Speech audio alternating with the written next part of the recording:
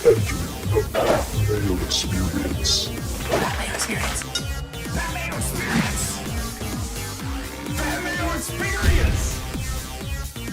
Experience. Welcome to the Pat Mayo Experience, presented by DraftKings. The Challenge, Season 38, The Challenge, Ride or Dies, cast preview, picks, fantasy game.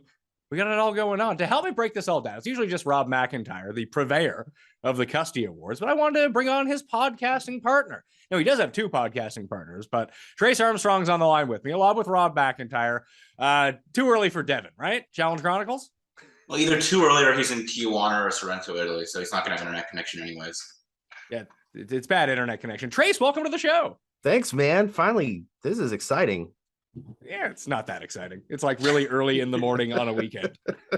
Fair enough. But see, I watch all of your Masters coverage this year, and I found myself just like, I'm working and I find this thing streaming the whole time. I'm like, man, this is really fun. So I'm excited to be on the Pat Mayo Experience. Well, if people don't know, they should subscribe to the Challenge Chronicles. I am not going to be providing the recaps for the shows moving forward. I'm very busy during football season, but I'll be listening to the Challenge Chronicles. You should be doing that too. They also have a Patreon for extra content, but I want to jump into this. I'm not excited about this season, Rob, at all. I think I'm like Challenge burnt out from 2 All-Stars, Challenge USA, and like the last 2 seasons of like the main show have been terrible. I don't know how I feel. I think it could have some potential if they just don't like screw it up. Like if they just kind of let this thing play out and don't mess with it too much, I think it could be okay. I mean, I get what you're saying though. Between the USA and the documentary and All Stars 3 and then All Stars 2, like it's been a lot, and it's been a lot of behind the scenes nonsense as well. So I feel like I could have used a month or so break between the documentary and this. Did you guys, Trace, you watched the documentary? I've watched most of it. Yes. I really enjoyed parts 1 and 2. Parts 3 and 4. I watched parts 5 and 6. There was like some good stuff at like the end of 6, but they're pretty crappy. Yeah. It's kind of what you expected, right? Like the fact they don't even mention Coral or mention Evelyn. Like there's just people that there's some people it makes sense they would just kind of walk over. But those are the really important people they don't talk about at all. It feels like it seems like the show thinks the most important moments are all from Total Madness, Final Reckoning, or like Double Agents. Like they're all from like the 3 of the past 4 seasons, which this is not the case. So there's the issues you would expect. I mean, there's a bunch of people on it that I do really like and just like hearing from, like, you know. So that's been appealing to me. But largely, I have not paid that much attention to it. So, Rob, do you have, like, I think you created a link for me for the fantasy game, but do you guys have a fantasy game? Can I just join that one instead? We could just do that if you want. If you just wanted to put our link for the league in the show notes. The thing is, we usually go through at least 2 leagues. Like I feel like usually when we put one up, we go through. Yeah, I usually release the show like 2 weeks before the season starts, not 2 days before the season starts. We've got some more time. It's like a week still, right? Well, it's Wednesday. Never mind. I don't know when you're releasing this, so I shouldn't say anything. No, it's gonna be the season starts in like 2 days, right? No, it starts on the 15th, doesn't it, Trace? Yeah. So Or not the like 15th, this coming Wednesday. Yeah, this coming Wednesday. Yeah, it's not a ton of time. This isn't coming out today as we're recording this. This one I can hold for a little bit. So we'll get 2 days of action out of this one. So hit the description of this video, of this podcast. You can find the link to the fantasy league. It's like DraftKings style. You nominate, like actually like DraftKings Showdown style. You have a captain, they score bonus points, and you have to fill out a salary cap. I don't really care to go through like who's the most expensive. I think we can figure that out. Is it Johnny Bananas, Rob? Yes, the most expensive players is a tie between Johnny Bananas and the returning Laurel Stuckey. They're the 2 most expensive, as you might expect, with Turbo coming in just behind. I like that, like, you're very professional. So you're using like the last names of people. If you say Laurel and we're doing a show of the challenge, I think they might know who you're talking about. Well, you never know. There could be a new Laurel who's coming on. Trace, are you pumped for this or what? You know, to quote our broadcasting partner, Devin, this feels like Bloodlines 2 Electric Boogaloo. The difference, though, I am cautiously optimistic. I wouldn't say excited. There are more interesting veterans coming around this time than there were last season with Spies, Lies, and Allies. There are also some debuting people that they've wanted to have on for a while, and it hasn't worked out due to COVID or other random things. And so the bar is low for this to be a good season. I mean, pretty low, but there is opportunity for them to at least crank out a decent season here with the cast they have. My one issue with this, like I looked at the cast list this morning and I'm like, I think I know who's gonna win. Oh, I've already called it. I Who said are you picking, Peck? Because Trace and I are on the same boat here. I think it just comes down to Bananas and Nani or Devin and Tori. Like one of those two teams is gonna win. Yeah, that's been our. I would pick Tori and Devin to win with Johnny and Nani. I don't. I think they're a very, very, very, very good chance to make the final. I think they have a good shot of winning too. I see two ways this can go. I feel like either one of these veterans that we know is really good also has a good rookie partner. Like maybe Fessie's partner is also really good. Maybe Turbo's partner is also really good. Maybe Laura's partner is also really good. Or it just goes to one of these vet pairs. And I just think Tori and Devin are far and away the most balanced pair for any situation. I mean, these finals all have all these issues, so maybe just something will happen and somebody random will win. But I mean, with Devin's puzzle doing ability, and it's like, if he gets to the final and it's all vet pairs, and he just has to outrun like Anissa and Nani, I think he can do that. So that's kind of where this comes down for me. What's the case with Jordan being Anissa's partner? Did I miss something, or like they pals now? So Jordan was originally supposed to be paired with Naya. That's the report, is that Jordan and Naya were going to be a pair, and they were going to be like a mercenary pair that comes in after like episode 4. But then Naya had some issue with some like vaping issue where she couldn't pass health protocol. She had to go. I don't know, some weird thing where she had to go to the hospital. And then Anissa's partner also could not go. She's like, okay, we got Jordan lying around, we got Anissa lying around. We'll make up some 5-second thing where they interacted once, and then they're going to be ride or dies. So, Yep. I mean, it'll make for an interesting pair just because Anissa and Tori are best friends, and obviously Tori and Jordan were engaged and are no longer. And then there's also Turbo on this season. So I think it'll make for a lot of drama, even if their pairing is not actually like a ride or die pairing. Yeah, Jordan and Tori have not actually seen each other in person since their engagement ended. So Really? yeah, no, I read an interview with Jordan yesterday where he was talking about it. He's like, I almost said no. And then he basically went, oh, fuck it, let's do it. I mean, that sounds like him and the way that I would think about it. But like this has to be worst case scenario, right? For Jordan in this of like you can bring him to the finals. Yeah. He can't win. I mean, again, unless if it's like the USA final where a bunch of things break and people quit and like they're just the last people standing. I don't know how he does here. I even think from Anissa's perspective, if you were looking at like a super elite guy to pair with, I don't even think Jordan's a good pairing because Jordan's big strength's like, oh, he's really good at running. It's like, okay, well, Jordan can't just like leave Anissa behind. She needs to come with him. Any sort of like thing where you need to like help carry your partner like that way, that's going to be a disaster.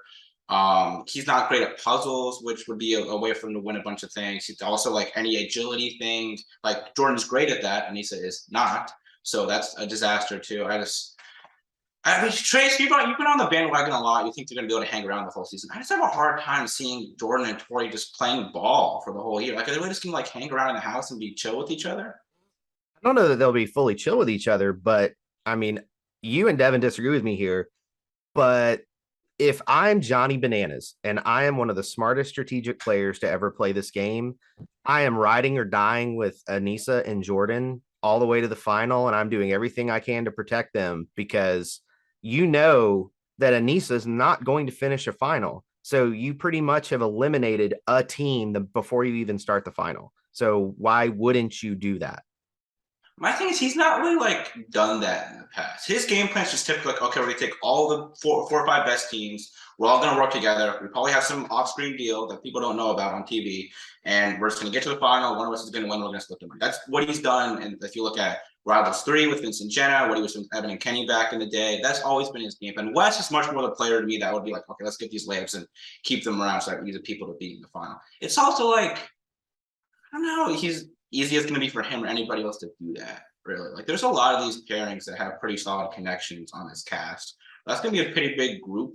And if they're just like bad and someone wants an easy team for elimination, I think that they pick them. Who do we like as like any of these like rando teams? Like Amber B is back with Chauncey. That's quite the I think he'll be pretty good. And I think she certainly got her strengths. I think they could actually be pretty solid here. Of the rookie pairs, the one who stuck out to me was Horatio and Olivia. They just both have a somewhat decent athletic background. I think they could be competent. Horatio's all over the trailer. Johnny Middlebrooks is somebody who's been rumored to be on the show for 6 or 7 seasons now. So he and his partner Raven could also be pretty competent. Tommy and Annalise are the people I'm watching, I think, just because It's a really interesting pairing. They've wanted Annalise for a while too, and Yeah. I think that is an interesting one. I think the biggest joke pair is Nam and this Emmy Russ person. They literally met at the airport when they showed up, and their rider dies because Nam wouldn't submit them a partner. Why they keep casting a guy who won't even send them a partner? I don't understand it. I mean, maybe he's just. It's got to be agents when it's something like that, right? That's what I think it is.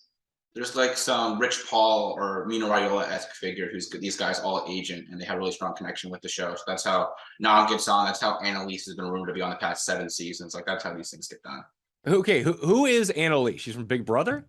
She's from Big Brother. She was a collegiate soccer player. She has an athletic background. She was on that show. She was kind of like almost like a Johanna figure, where she was just just in that she was like an accessory to the main alliance, but didn't like do much of her own stuff. She just kind of partnered up with them and hung around. I mean, her partner seems pretty small too. I think she could be good like in a vacuum, but I don't know how much she's gonna. And maybe Casey and Fessy have enough pull where they're able to keep some of those people around.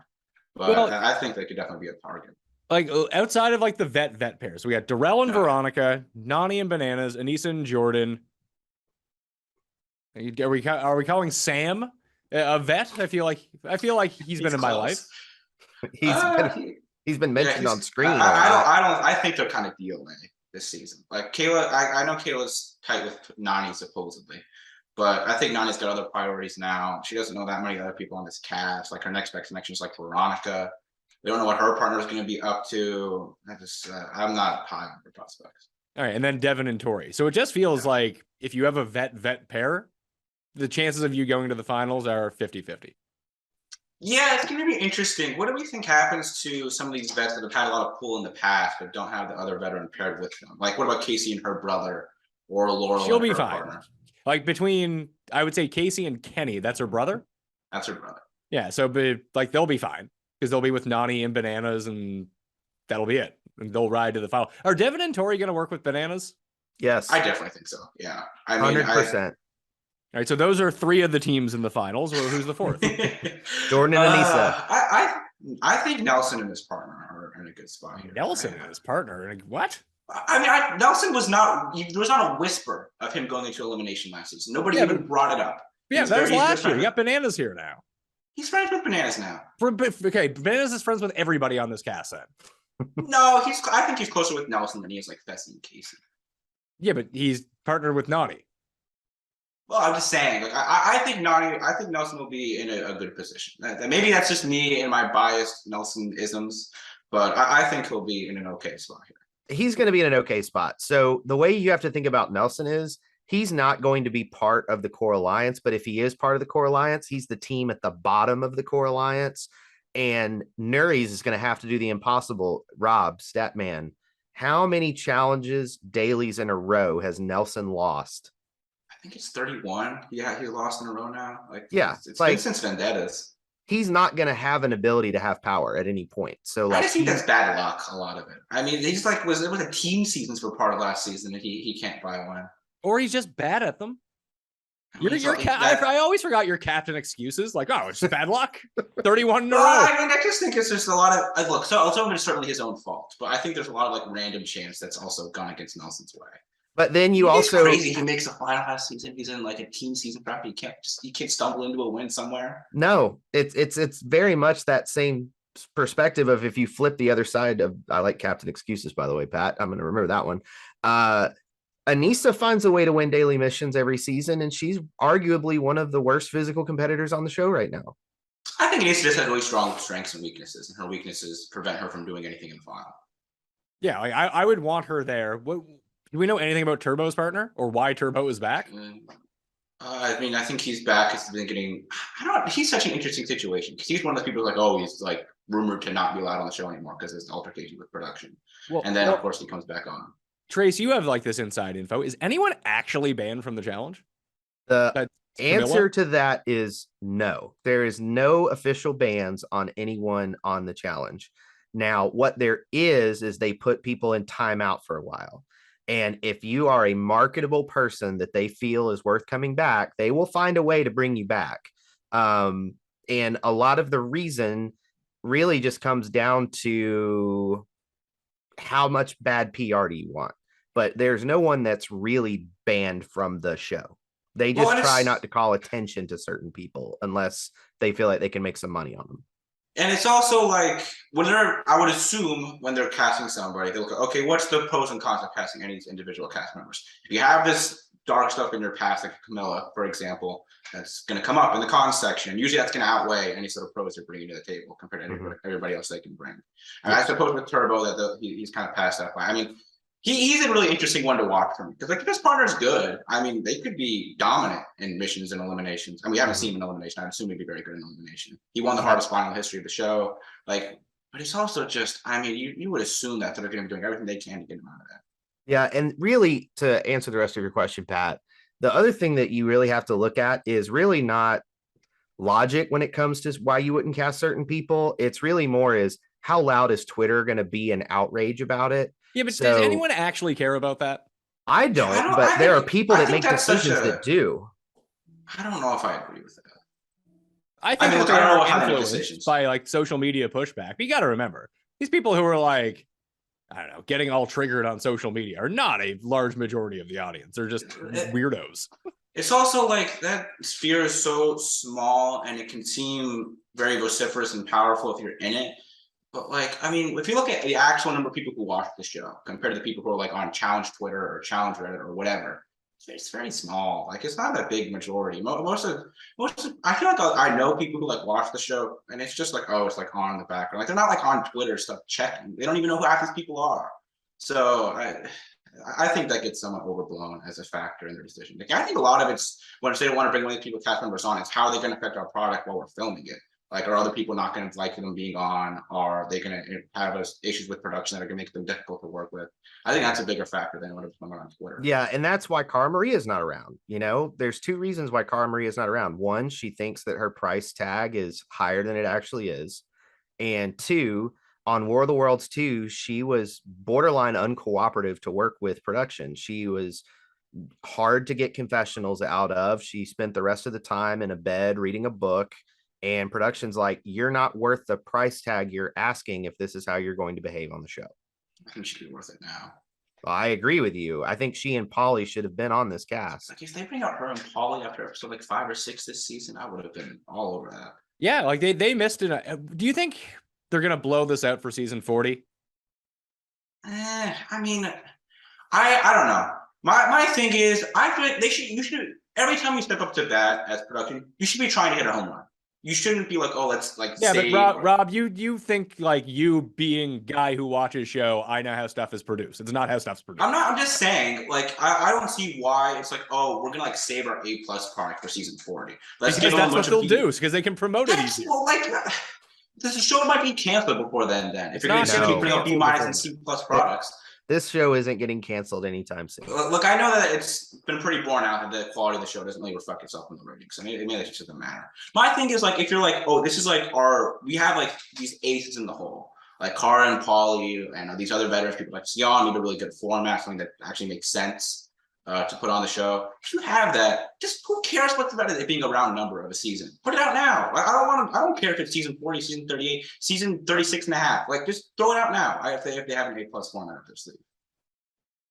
I mean, that's not what they do. You know, that's not what they do. But I don't see why. Like, who cares if it's a round number season? Season Rob, you don't spend much time in the old marketing business or the content business, do you? Well, I mean, I don't know if I agree with that. So it's why? Okay, explain to me how you do then. I'm an accessory to your show, and then I have other. I mean, you look at me like that. Okay, fine. Maybe I'm not. I don't know. I'm just saying. I don't see why just that season. They decided thousands of years ago we're gonna make the 10th interval a round number. That's gonna like go up, and so it's double digits now. The fact that it happens to end on a season 40. Oh, now we're gonna have a good show.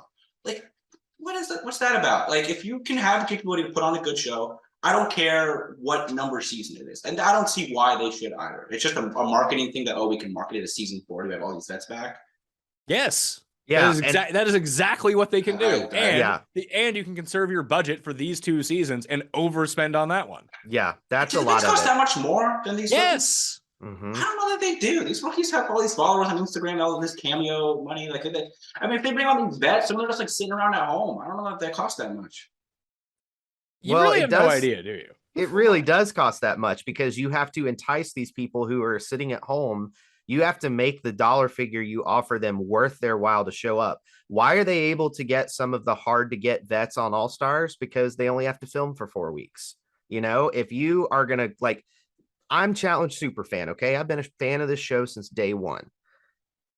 If they made the offer for the main show, and this would never happen, by the way, I'm not delusional for all of you listening and watching. But if they made the offer, they would have to make me a pretty damn good offer to leave my wife and kid for 10 weeks to go be miserable in another country where I can't do anything but eat food and argue with people. I would completely agree. And I think for season 40, if you're talking about like money, like they're going to throw money at the Miz to try to come back. Like that's what they're going to try to do for season 40. I don't know if that'll happen. Yeah, I don't know if it'll happen either, but it's going to require a fuck ton of money to do it. Yeah. And so you think about it this way, Rob, from a marketing budget and production standpoint, you use 38 to bring some of these vets back to the main show. Hence, you see Jordan, you see Darrell, Veronica, Bananas. Next season, I wouldn't put any of those people on the show. I would bring back some other vets and sprinkle them in. That way, when you get to season 40, you can bring all of those people back. And then you can maybe even go deeper in the well in the All-Stars casting, bring in the Derek Kaczynskis, the Mark Longs, whatnot, and have one last big hoorah for season 40. And then that is really going to be like the retirement point for a lot of people that do the main show. I'm just throwing this out here. I love the guy. He's been on the show, like him a lot. Do we ever need to see Derek Kaczynski on the challenge again? I mean, I wouldn't mind seeing most of the people they have now. I'd be curious also too if you put him in an environment that's not him and his cronies. If he's in more of like a West Wolf, just like in more of a resistance role, like where he's not part of the dominant alliance. I think Yeah. If If he would have to get in there and be the Derek Kaczynski where he's got to fight from underneath, that would be entertaining. The problem is like it's the same thing that happens in any job.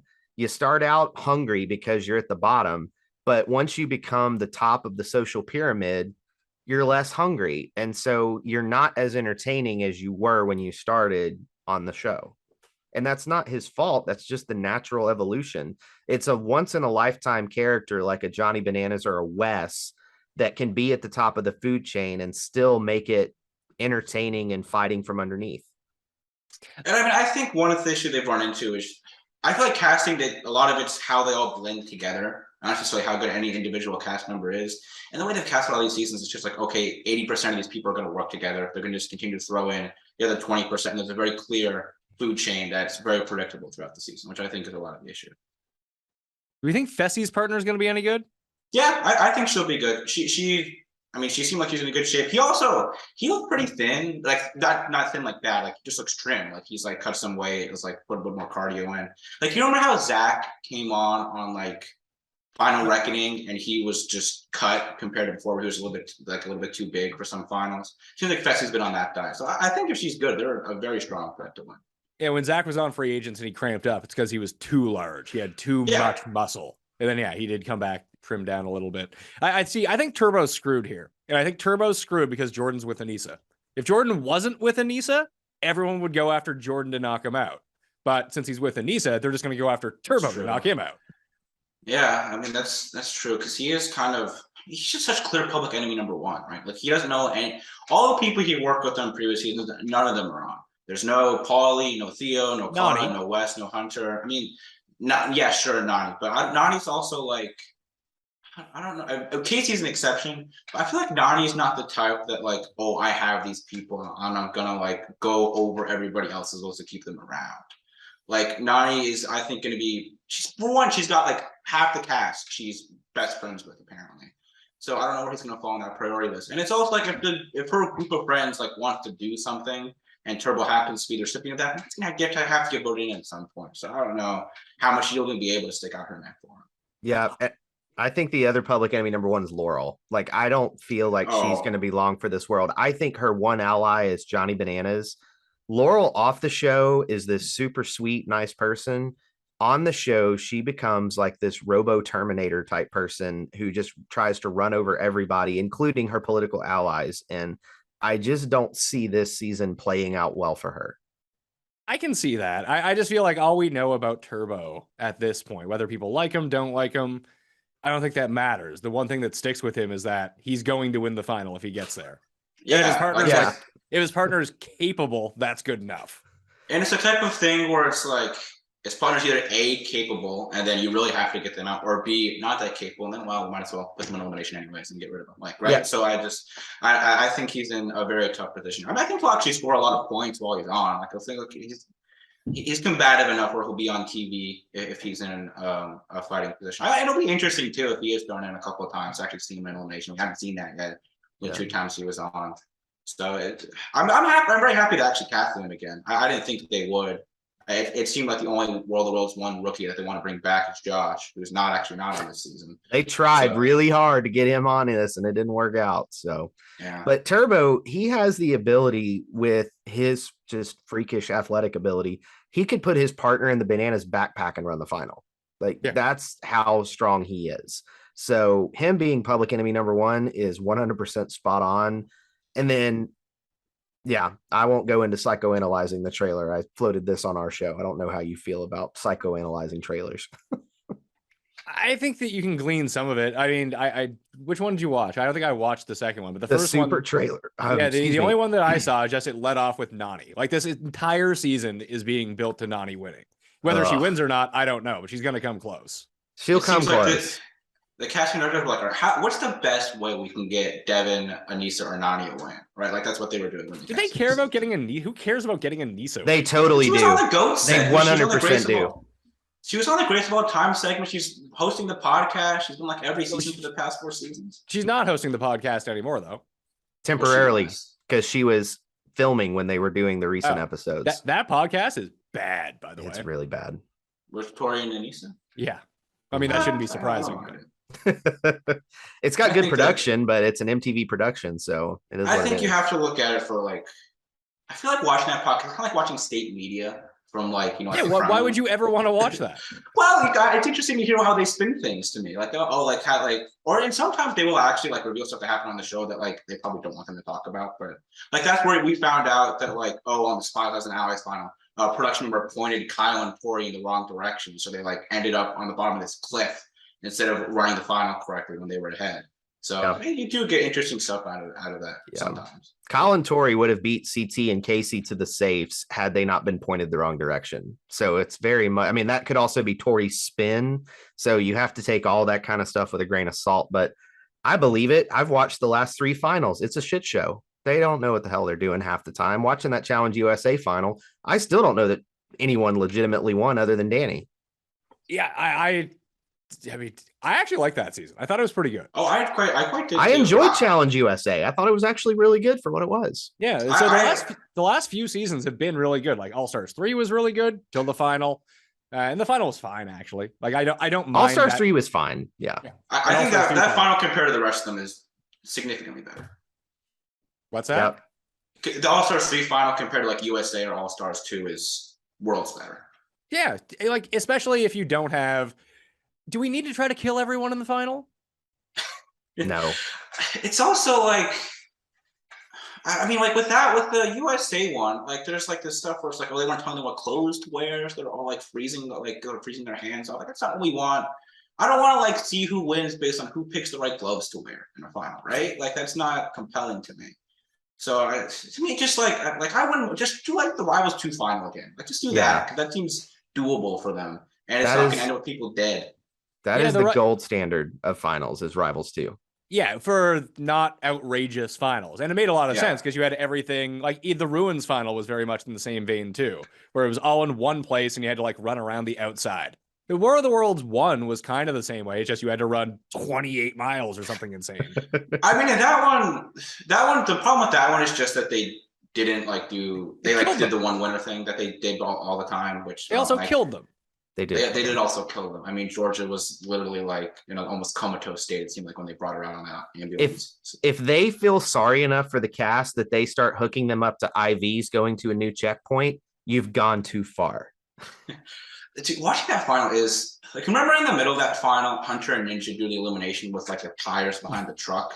And it was very clear that they were supposed to be like riding the tires, but like, we're gonna like kill them. So they're just like holding the tires from behind, and Hunter is still like, I can't even walk anymore. Like, I'm just done. I can't do this. Kara and Polly are a big miss. Where was Kara in the documentary too? If Polly was going to be there. I mean, there's some of that stuff I feel like people will talk about like they know. We just don't. Like, it's interpersonal dynamics, so we're just not aware of. Yeah. She might just.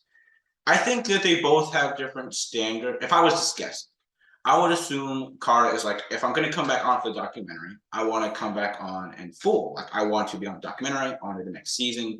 I want to have, because we know that there are all these multi-season contracts they do agree to. She's probably like, oh, I want some like this is what I'm guessing. She wants some like multi-term agreement. She wants an appreciable amount of money for her years of service on the show and how much she feels she's worth. And production's like, no, we just want you to like this little thing, and then we'll scale you up potentially. And she's like, no, I'm not going to do that. And then she doesn't do it. That's what I was. You nailed exactly everything I've heard from a couple sources. Like, it's unbelievable to me that, I mean, I understand it from her perspective though. If she's going to give herself a year in the life of the challenge, because that's basically what you do when you sign these contracts. You're basically signing your right to a life away for a year. Because if you sign a multi-season contract, you're going to be filming like 20-ish weeks out of the year. And then on top of that, you've also got to fly and do 2 reunions potentially, these things like a documentary. And so if you're going to dedicate yourself to that, Kara thinks her price tag is higher than it is. And from her perspective, I actually don't disagree with her. You want to get the best deal you can, but you also need to have a realistic number. Bro, how much do you think that she makes off Instagram selling vibrators? I'm dead serious. More than you would think, but not that much. I would guess it's probably in the 6 figures. That's probably pretty accurate. With any of these people on Instagram or Cameo, like, it seems like they're all bringing at 6, like at least 8 figures a month, right? You say 8 figures a month? No, not 8, 5 figures a month. Excuse me. Sorry. There you go. I was about to say 8 figures a month. I would be retired, and you'd never see my happy ass again. Yeah, that's 5 a month. I mean, yeah, they're all showing money. Like, it's a that's the thing with being on the show, right? It's like, okay, you can get like the appearance fee for coming on or whatever. But if you're like moderately attractive or have a moderately appealing personality, you can just go back home and film cameos and take pictures of yourself with protein powder on Instagram, and you're raking in the money. Yeah, I mean, look at Morgan Willay from Big Brother and World of Worlds 1, okay? She did 3 seasons of reality TV. She has almost 1 million followers on Instagram, and she literally makes her living traveling and posting fashion stuff, and she does like her own little workout thing. Like, she's easily in the mid 6 figures a year from Instagram, leveraging what she got from the show. So more power to her on that. You know, and she's been able to hold her audience from doing those shows. I'm just surprised we haven't seen more of the old timers come back because of that. Maybe they're too old to want to get into it, but the earning potential now for a challenge cast member is like 100-fold what it was 10 years ago. Yeah. Like, even That's true. I was following Kenny on Instagram. I think I don't know if he like runs a gym in New York or he owns a gym in New York. That's very unclear. He's in great shape, by the way. Mm-hmm. But like, imagine if he was just still on the show, how big that gym would be. Yeah. Well, it's still pretty big. Yeah, I'm sure. He's still like on Cameo, filming like 12-second cameos, wishing people happy birthday. So he's still making a little bit of money on the side. That is an interesting. I hadn't thought about it that way. That is an interesting point, though. I wonder if just some of these old timers are just old and they don't realize the potential. And well, for one, it's like from their perspective. I mean, I think a lot of it is also productions just not willing to bring them on for whatever reason. Again, I think the agency is a big part. I really do think the agency thing is just the uncovered black box of the show. That's the reason why a lot of these people get on. So some of it I do think is just on the show not wanting to bring them on. That is a good point, though. And that if random like Janelle decided to come on the main show again and was moderately popular, she just goes back home, goes a bunch of cameos, and she's making money for doing that. Yeah. And I think some people just don't want to do the spotlight thing.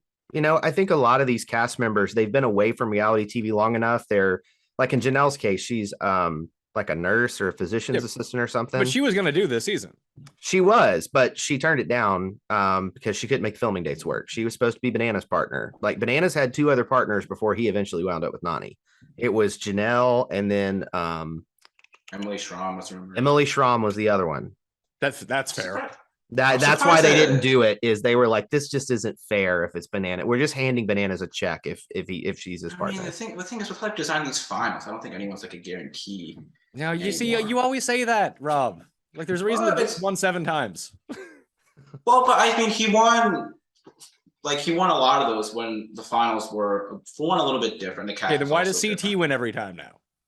Well, I mean, because the cast never decides to vote him in, even though they very much should, I guess. Yeah, and then you put him in the final, he's gonna win. Mm-hmm. Yeah. But to kind of close the loop on like, some cast members, like I truly believe Leroy would still be around if the medical care and the disability insurance from the show was existing at all. Like that's a big factor in this. And it's something that a lot of people discount. Leroy almost died on, was it Vendettas? When he hit that car. When he hit that car, like he was unconscious in the water face down. And the fact that he even came back after that season was kind of shocking to me. But that's a lot of the reason one of the people you mentioned, Pat, isn't back. They've offered that person to come back and turned it down because the insurance for long-term disability is not good. And so like Kenny has an existing back injury. He's constantly getting treatments on his back. If he was to get hurt on the show, then he can't earn in his daily life after the show. So he would essentially be taking one check, one season for potentially a lifetime of disability if he really truly hurts his back. So those are the types of things that a lot of people don't take into account of why isn't so-and-so back? Well, stuff like that. Well, it's also like you see on USA where Leo can't has his girlfriend calling him because the credit card machines aren't working or whatever. And then you also see like later in the season where they went up to Ben and was like, hey, if you want to continue, we need to sign this thing saying you can't sue us for breaking your shoulder. And he's like, I'm not doing that. And then he's just removed. I would hope that they mix in some of these Challenge USA people to either 39 or 40. Like after listening to Tyson, it doesn't seem like he's going to come back, but he'd be awesome on this. Angela would be awesome on this. Even crazy ass Sarah would be like fun to see. Yes. Well, that's what's going to be really good is they're leaving in 2 weeks to go film the Challenge Battle of the Champions thing. And there are some veteran cast members that are a part of that heading that way until they actually show up in front of TJ. Who knows what the final cast is, but from the people that got called and accepted, this Battle of the Champions thing could be really interesting. Well, who do we think is on it? Is it like people who just won this season, or is it people who are is Bananas grandfathered in if he won? Bananas is grandfathered in. He signed a contract. So again, until they're in front of TJ, all bets are off. But Bananas signed a 3-show contract. He signed for season 38. He signed for Battle of the Champions, and then he signed for a future season that will either be All Stars or a main show.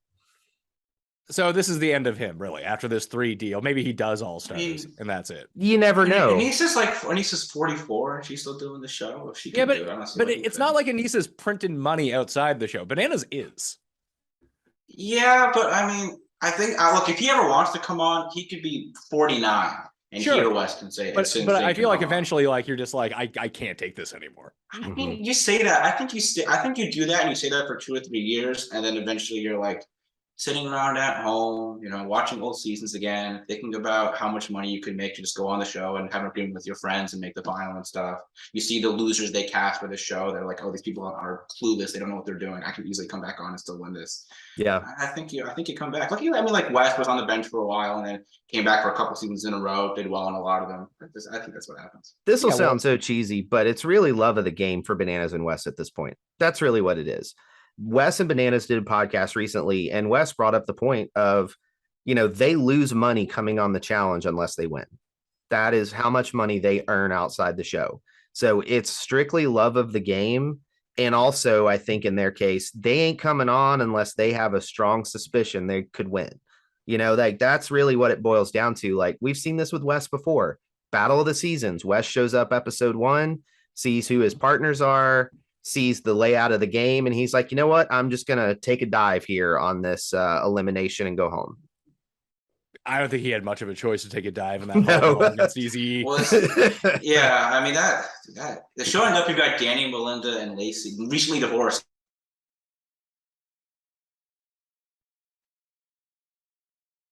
Oh, bro, that's not a good recipe for him that season. Can we get Danny back? Can we have like the Challenge 39, like the worst people? Can that be next season? Yeah, I think that's it with this format too. There were a lot of pairs you go back and look at, like Nehemiah and Melinda would have been fun on this season. You know, throw on just like bring in some of those like Brad and Jody, like some of those pairs for this season. That I would have appreciated that, but they did not go in that direction. I think Danny could potentially be on All Stars. There's rumors of a Real World Homecoming Austin. And I think the only holdup for Real World Homecoming Austin at the moment is Johanna. So if Johanna says yes, that's going to happen. The Real World Austin is still the highest rated season of the Real World ever. So if they have the ability to bring those people back and put them on Paramount Plus, and then that spins out into some All Stars appearances, yeah, I hope and pray, because I want Danny Jameson back on my TV. Is Laurel's partner spell his name Jakk? He does. Yeah. Oh, Yeah, okay. Jack. Well, that changes everything. That's why I said, be careful. Like, Laurel's not in a great spot here. But I mean, he's 6 feet. He's a trainer background. I think, and like, I don't see why she'd be that much on the outs this season. Like, she's friends with Banana. She's friends with Nani. Friends with Tori. Is she friends with Nani though? Yeah, I mean, they were Friendly on Twitter and actual friends are different. well. I mean, when in seasons past, we've seen them work together. I think we could say that. Like in World of Worlds 2, they came on and Nani is screaming for Laurel as she's, cross-chopping ninja flying down from the. I don't buy that at all. Whatever. Sorry, Rob. Well, I just don't buy that. I just when they've been on the seasons in the past, they have worked together. We've seen that. We've seen them talk very positively about each other off screen too. I just think that Nani's current alliance members outweigh her past relationships with Laurel. I mean, she's literally living with Casey. So, and Casey runs the politics for that stuff on the show. So Nani is going to listen to Bananas and listen to Casey. And if Laurel doesn't fit in that picture, I mean, Bananas is friends with her too. Like, so what do you think happens once like Turbo gets out? She's just the next like target for the same grouping. Yeah. I mean, if you're a female cast member, you want to snipe Laurel out of this thing as quick as you can. See, I think Laurel will be smart to team up with like Jay and Michelle and like the bottom, Kayla and Sam, Darrell and Veronica, just like the people who are in with the other people, but clearly are not near the top. Like you mentioned, like Nelson would be at the bottom of that alliance. Just pick those guys up and be like, hey, we have a 5-team core here. Let's try to go to the end. Mm-hmm. You can try that. It just seemed like that's been very hard to pull off. Yeah, because no one commits to it. Like, what if Laurel teamed up with Turbo? I don't know. Yeah, I mean, she could try. One thing with Turbo that's interesting is that people say he comes off a lot differently on TV than he is on site. Like, he's doing a lot more political maneuvering than has come across on television. So, and maybe they're able to work some Rebel Alliance thing out, and it's like Wes's group from the duel, where they're able to sneak a bunch of them into the final. So that would be the hope. If you're there, I think she could be in a better position than you guys are making it out to be. I don't know that this I don't know that it's been quite the same group that's run the past couple of seasons that's running this one. I think it could look a little bit different. Like, I don't think it's just going to be whatever Casey and Fessy says goes. Yeah, it's not going to be anything what Fessy says. It'll be what Casey says goes. It's what Casey says. And that's really what this boils down to. So who's Casey going to take care of? Bananas. She's going to take care of Anissa. Nani and Bananas. She's going to take care of Anissa. She's going to take care of Fessy and Devin and Tori. There's your core alliance. That's it. How much do we think she'll be like winning stuff this season? Who? Casey. And her doesn't matter. But between all of those 5 teams, you have most of your wins. Yeah, it's probably, again, unless the point of like Turbo and his partner turn out to be really good. Yeah. The only thing that could really foul her game up is if they do like a troika type thing where there's 3 teams making decisions. But from the trailer psychoanalysis, it appears that the winning team just sits at the head of the table and makes some kind of a decision. So, you just don't know. The format of the game could screw them. But it's the same thing for every team. All it takes is coming in last place on the wrong mission and getting on the short end of the stick of an elimination that plays to all of your weaknesses. I mean, even the best players really only have about a 28% chance of winning. I mean, that's still pretty high. I mean, that's the thing, right? It's just how it's just gonna be formatted in terms of who goes in. Because if it's like last place goes, like if like it's like a last place goes in, which we haven't had on the main show in a little bit now. And that really throws a variable in where like anybody could get last on any given day. Like Casey and her partner are small. If there's some height space thing they could lose. Like Jordan and Anissa could easily lose one of these, get last on one of these missions. Like that's where it could upset some of the hierarchy a little bit. We just haven't seen that much. If Jordan and Anissa lose a challenge, like I actually have a lot of confidence in them to win an elimination. Yeah, it depends on what it is. There's just a lot of things that. Yeah. Okay. Yeah, you're right. If it's a 200-meter sprint, I don't think Anissa's going to win. Rob, thanks. Well, but I mean, like it's that like if there's anything where it's like remember the elimination from last season where they had like Kellis had to like fold up his partner who like didn't know what she was doing and then they just lost. Like I don't know. Or it's a partner, or like it's an elimination where it's really dependent on. So what you're saying is that like 2 of 8 eliminations they might not be good at. Thanks for that. Just terrific more insight. than that. Like I think like if like it's like a pole wrestle type thing. I mean, Jordan's gonna be in a lot of trouble there. If it's something where it's just like I don't know, where like your weaker link partner. You're dependent on them to do something by themselves, and Anissa just can't do it. Then I think they could lose. There's just I think I am again not as positive on the prospects this season. Yeah, and the one thing that I have to keep in mind on these things when I'm thinking about odds and fantasy points and crazy things like that is go back to double agents. Unfortunately, Corey versus Darrell in that elimination. Would anyone in their right mind have picked heads up Corey to beat Darrell one-on-one? Yeah, he weighs more. But Corey drew the one elimination he could win, which was a sprint. Yeah. I would tend to agree. I mean, it does. Listen, you can get caught. It's an elimination on the challenge, but then what's the point of even talking about? Be like, well, it's 50-50. Well, I'm not even saying it. I think that they're like I'll put it this way. I think that they're in the lower 50% of pairs and I give them in eliminations, not a chance. That would be my take. They're above every rookie team who's never been in an elimination. I don't know that I agree. Why wouldn't you agree? Because I mean, this is all projection, so I could be completely wrong. But some of these pairs seem like they actually could be pretty competent just from an athletic perspective. That's fine. How often? I mean, very rarely do we see new people just be really good at eliminations unless they're going against other new people. Like having the experience of being in the eliminations is a huge factor. That's a fair point. I mean, that's just complete projection for me with some of these pairings. But to me, they just have such strong weaknesses that are very difficult to overcome in certain situations. That would leave me to not. Anissa can't run a marathon, and Jordan has one hand. Yeah, which is like a problem 20% of the time for him. Like any climbing thing too. Listen, is like if he's not facing Fessy in a pole wrestle, he might beat someone else. Who did he lose to on Total Madness, Rob? You remember these things. He lost to Fessy. Okay. Yeah. It's also just like I feel like they're going to be in eliminations too because it's freaking Jordan. And like that's just what he's going to do. Where he tells Wes and Johnny, hey, throw me into elimination on Total Madness. I want to go. And it's freaking Fessy down there. And he gets a pole wrestle. Like that's just who he is, man. Like So I mean, he got eliminated on All Stars 3 for the same logic. Hey, let me go in against the worst matchup and Mark Long for this elimination, and then he goes home. Are you excited to see Darrell and Veronica? Moderately. I mean, Darrell's been very quiet these past couple of seasons. I mean, it's interesting to me that he's the one better and they keep going back to. Because out of all of them, he's the one who just seems like sitting in the back on more than anybody. Yeah, I mean, I think you need a few of those people on the cast. Like he is not the one just looking for attention all the time. You need to fill out like in order to create one of these casts, it needs to be somewhat well-rounded. You don't really know what you're getting from Annalise and Tommy or Colleen and Kim, but you know what you're getting from Darrell. Yeah. If you put him in elimination, he's going to go balls to the wall. I mean, and that's what they're looking for. And the other thing too is he is very nice to everyone in production. Everyone in production loves Darrell. He's very honest. He's very respectful to everybody.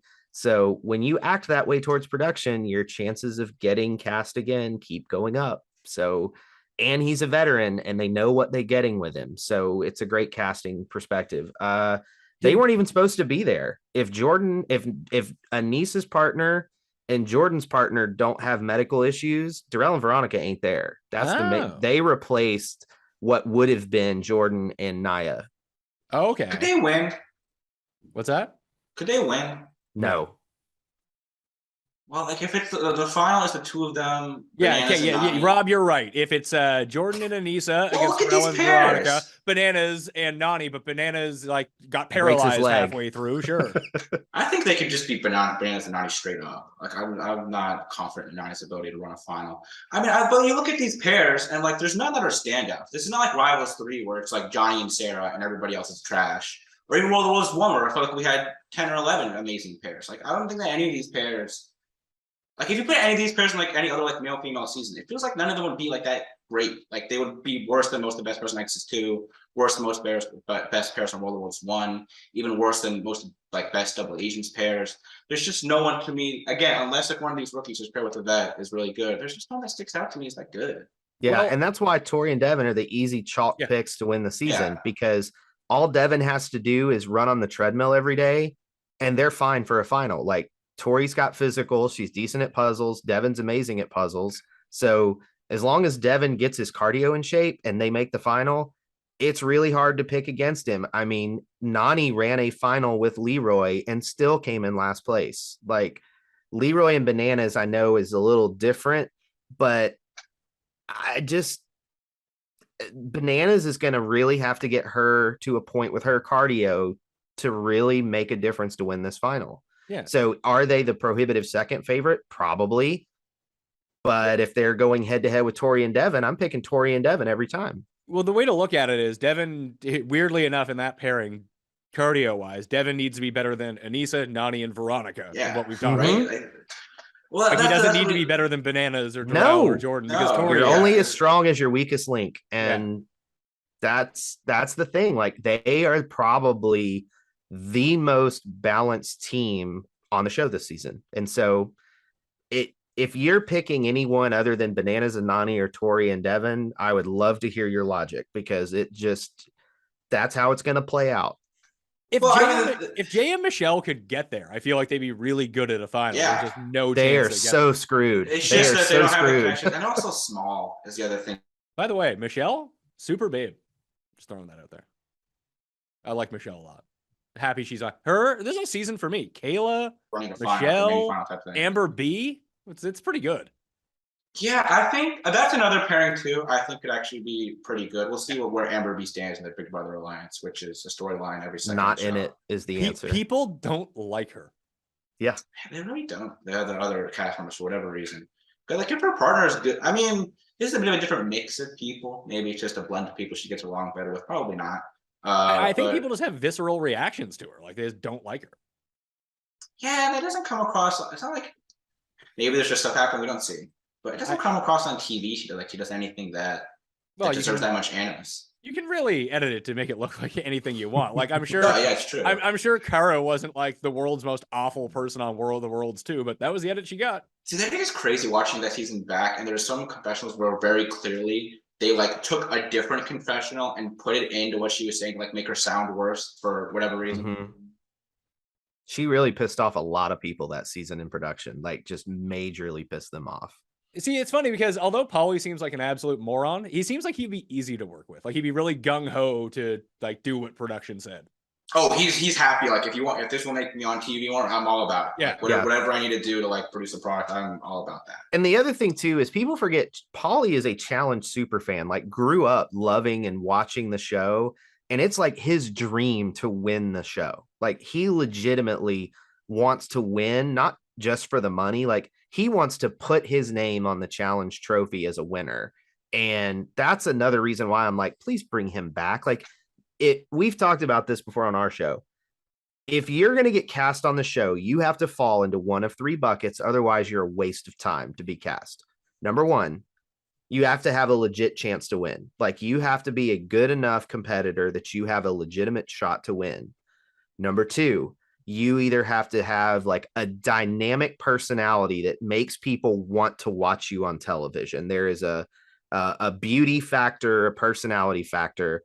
And then the third reason you cast somebody is if there's someone who's going to cause fights and tension and create television moments.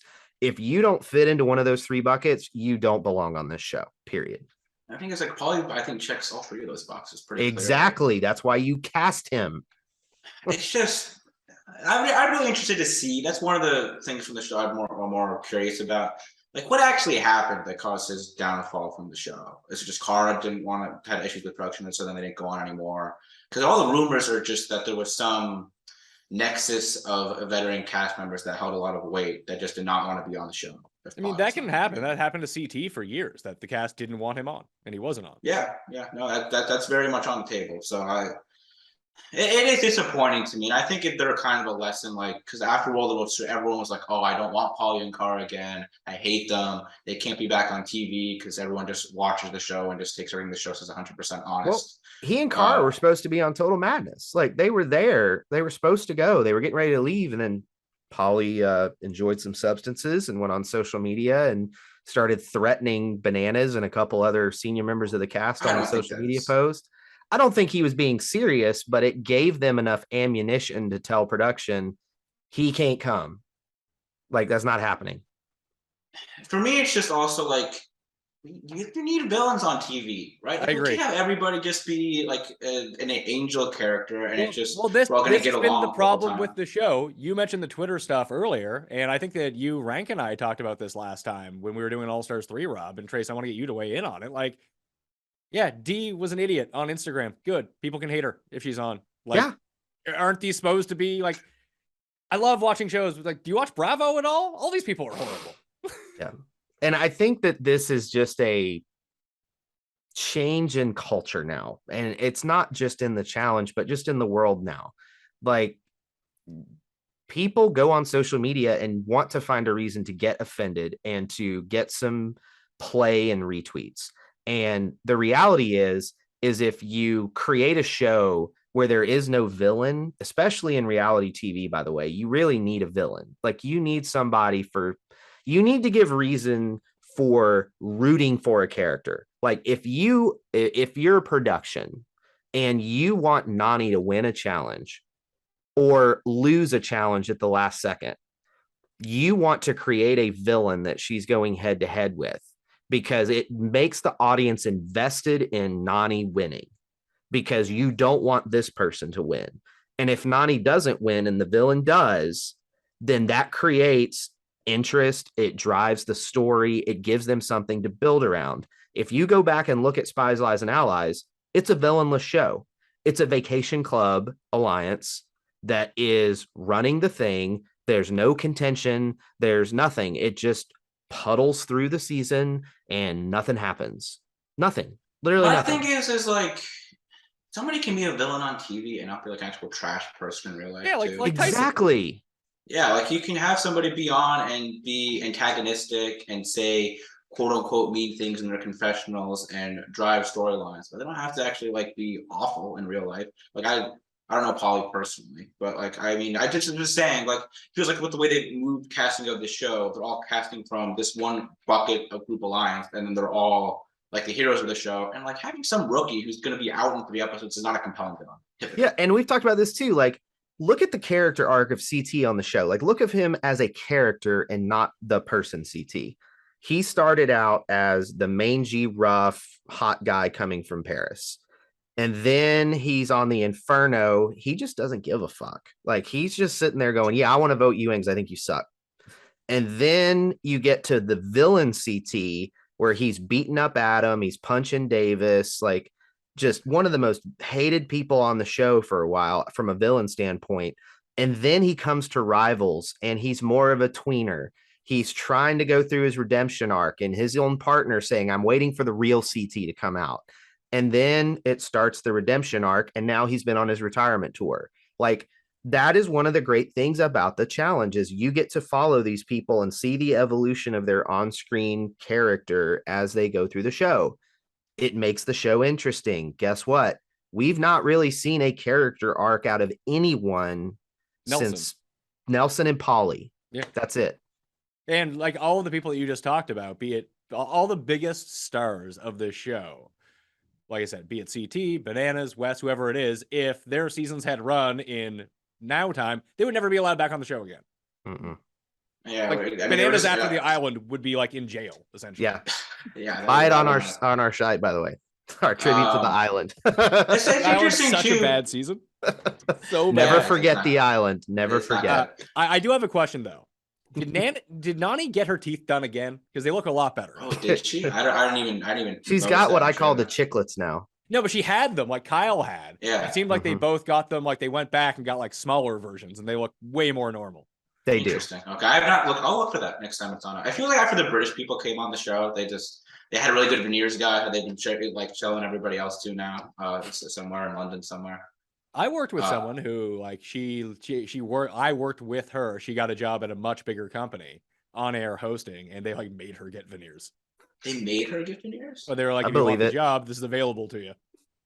Wow. I believe it. I mean, it used to be a prerequisite to get cast on the challenge again. After your first season, you take your money and get a boob job. So I noticed that with Uh. Tori. I never realized Tori got a boob job. That's one of the things that I noticed from that documentary. It's like, hey, there's Tori on Dirty 30. they're a little bigger now. Yeah. Yeah. 'Cause I remember She got Casey a- did it.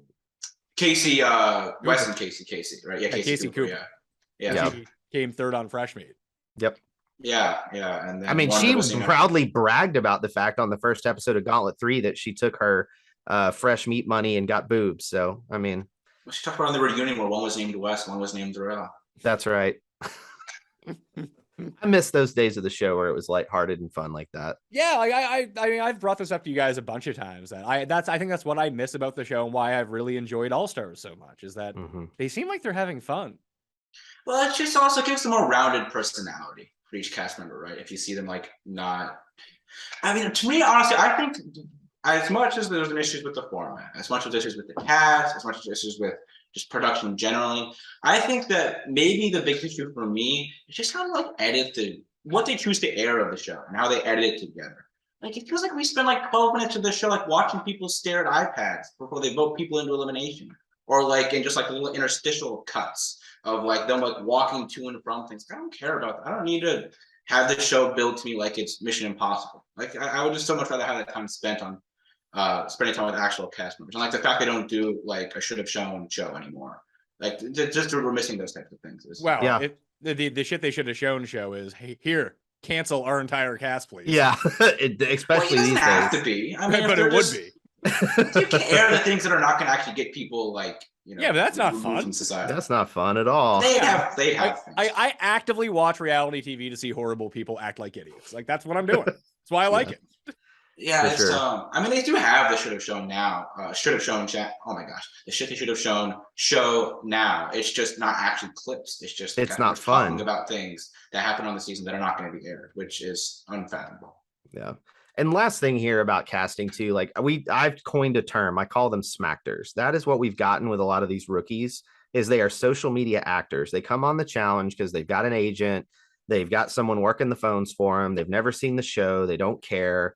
And they come on so that they can get more followers and make more money off the show. And you know what? More power to you, but it's detrimental to the success of the show. So why you would keep going that casting way blows my mind because they used to put so much care. I know that the demise of Real World and Road Rules really hurt them because you spent several months learning about these people to where you wanted them to come back and compete on the challenge. But they also just don't cast reality shows the way they used to cast these shows anymore. When they would do a season of The Real World, they would tour. I actually interviewed and was interviewed around the time of like Fresh Meat 1, whatever, when I was at Florida State. And they used to go to these college campuses and do these open casting calls, and they'd be there for like 3 days. And they would interview like 1,500 people. And then maybe one of those people would make it to the next round. And they would do that at like 30 college campuses. They would go hardcore trying to really find diamonds in the rough that were still regular people. Well, now they just don't cast reality TV that way anymore. They definitely don't cast this show that way. You have to have a following from another reality show, which who knows how you got on that show, or you have an agent and you're an influencer on Instagram and you get cast, or you're a veteran. So the long-term health of the show, they need new rookies. They really do. But can they find a happy medium between the social media actors and the way they used to cast that would take them 6 months to find 6 people for The Real World? Is that possible in today's day and age? No, because there's too many reality shows now. Yeah. And Well, instead of I mean, I waiting- think a lot of it. I think a lot of the USA people are pretty dynamic that they could bring on. Yeah, but as they also rookies. scoured like 4 other shows and the very best of those people to be like, hey, do you want to come on this show? Like that's easy scouting to do. Like you're Yeah, now I know, but I don't see why they couldn't bring on like Kylan and Xavier from Big Brother and bring them on as rookies. So I think it would make much better cast members than a lot of people they brought on. I think there's a lot of people who do Survivor that don't want to do the challenge. Oh, for sure. And so Survivor actually, it's funny because Survivor went through this issue a couple years back now. It was a while ago, where they were just bringing on these like model connection type actors, and the show was having all these issues because nobody knew how to like play the game, basically. And they switched, and now they cast a bunch of people who actually like audition for the show and are fans, come from a wide range of backgrounds. And everyone agrees that the casting has been way better for the past couple of seasons of Survivor compared to what it was before. So yeah, but Survivor's gone through this. Survivor's gone through the same problem the challenge has. It's just Survivor figured out a better way to do it. You know, when Survivor first started, no one knew how to play Survivor. So you just got regular ass people playing Survivor.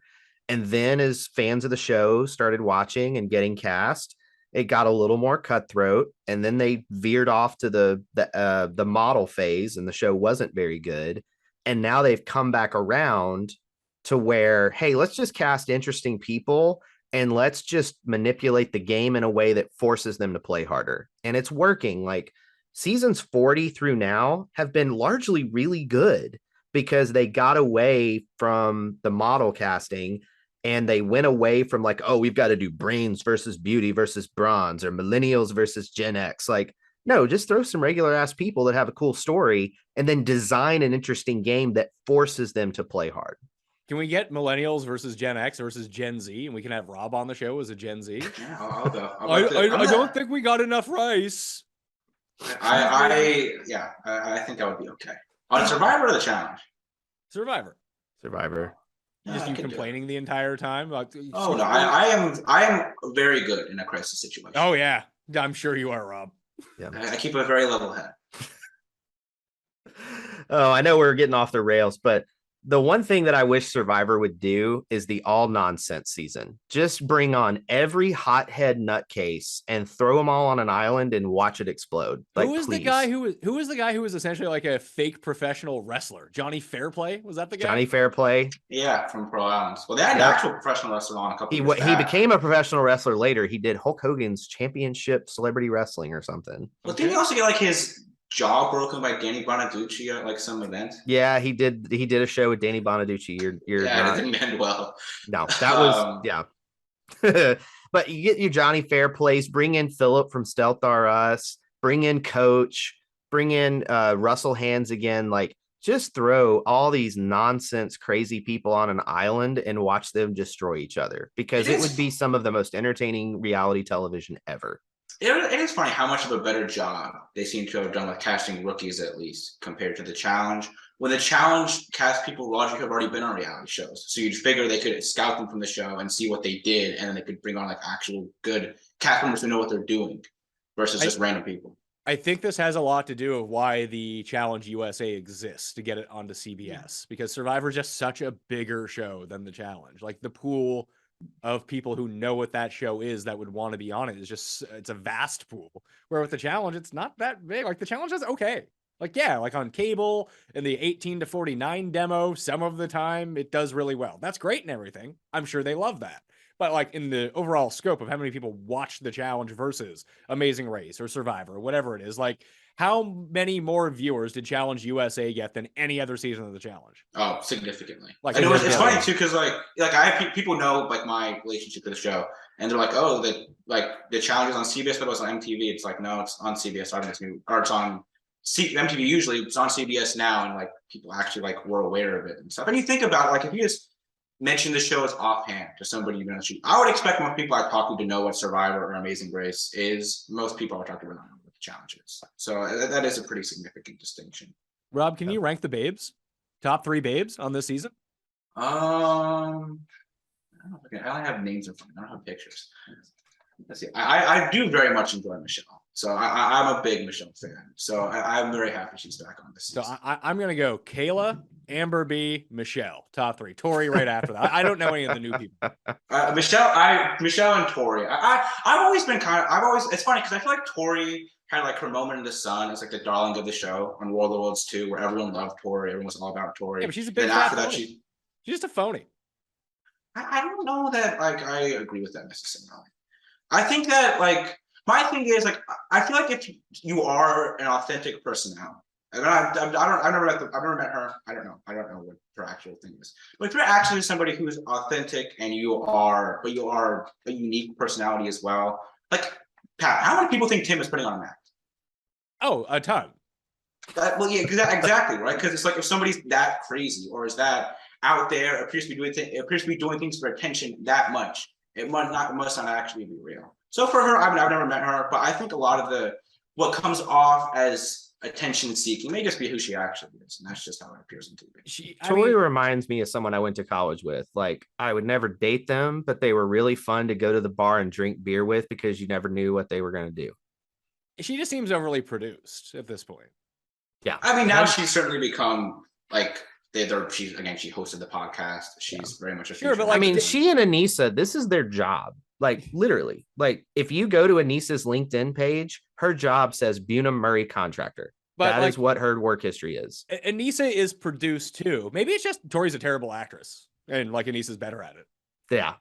It's like Devin's super produced, but like Devin can get Bananas is super produced. Well, that's the thing, right? It's like how many people are like I always talk about this as like the Hunter to West scale on the show, where Hunter I think is not produced at all. I actually think Hunter is just who he is and is just a very emotionally driven person. Whereas Wes will even openly talk about how he'll like, not that he's faking it, but that he'll exaggerate certain things. You know, he has a feud with Johnny because it's fun for him, like stuff like that, where it's not actually really, he's doing stuff for TV. And I don't mind when people do that. You just have to do it correctly.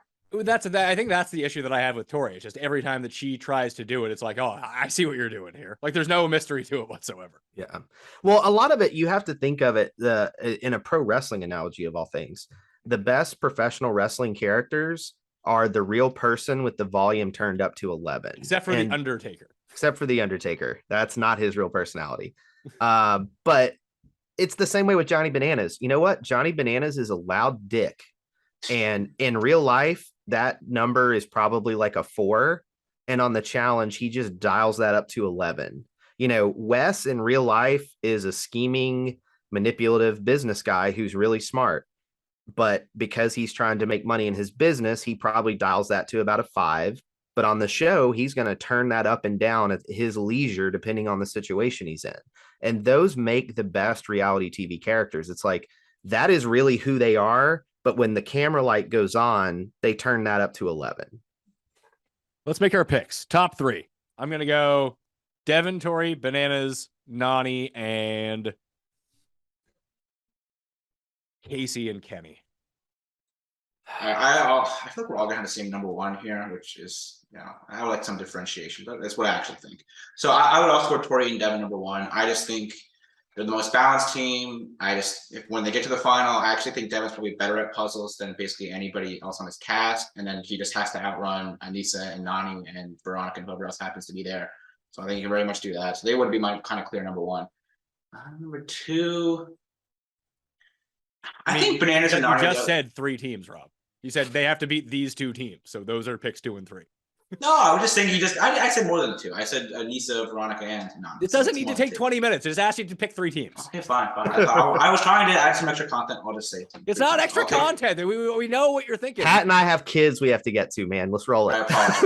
I hear this all the time. I when I listen to your guys' show, I can hear Devin rapping, and then Rob just starts talking for like 10 straight minutes. And you can hear it in Devin's voice. He's like, are you serious? I apologize. I'll take Tori and Devin. I'll take Tori and Devin 1. I'll take Fessy and his partner 2, and I'll take Laurel and her partner 3. Okay, we'll go a bit off the board. All right, Tori and Devin number 1 with a bullet. Bananas and Nani number 2, and Jordan and Anissa are going to come in 3rd. And the reason why is they're going to make the final, and the 2 of them, there will probably be some stupid elimination purge thing they do. And I trust Anissa and Jordan in a short-term elimination that I would a long-term final. So there's your top 3. I hope the 2 things I want from this season is last place goes directly in, like they've had on All Stars and Challenge USA. Don't mess with that. That's good. That is top-notch stuff. That creates real drama in the house that you can't force any other way. Yeah. 2, I like the individual bank accounts, and I like that if you make the final and finish, you get to keep that money. I agree. It gives you some incentive to try missions, which I think is a big problem where some people you send double agents for people. Why do I care? Like it's gonna harm me if I win this mission, basically. So I might as well just sit back. So I think that it's a good idea. Yeah. And the thing that I want to see is just real conflict, whether it's, turned up to 11 or whatever, or whether it's natural. But they actually have some people on the show that have some real personal issues. We're going to probably see Jordan and Tori try to resolve or be contentious. Turbo and Jordan, if they're on screen at the same time, that ought to be really interesting. Bananas is not quite the pot stirrer he used to be, but he tends to stir the pot so other people fight while he sits back and watches. So I just want to be entertained. I love this show. I love the franchise. Just entertain me. Yeah, I do think the show did really miss not having him or Wes the past couple of seasons. I just feel like you just need that quasi-producer. That's a problem with the show at that point. Like if one of those guys who are 40 something are going to be on the show, like your show has real problems. They need to like have the two of them like teach like a master class towards some of these other like mid-tier vets to show them how to like not to show them how to like make content themselves, but show them how to like encourage other cast members to do stuff for TV. Grace Armstrong, Rob McIntyre, 2/3 of the Challenge Chronicles. You can listen to the recaps every single week up on the Challenge Chronicles podcast feed. They also have a Patreon for bonus episodes. Highly recommend that you do that and join the Fantasy League. The link is down in the description. I'll just make mine the same as theirs, and hey, it's a lot less work for me. So let's do that. Anyway, I'm Pat Mayo. Thank you all for watching. I'll see you next time. Mayo experience! Experience!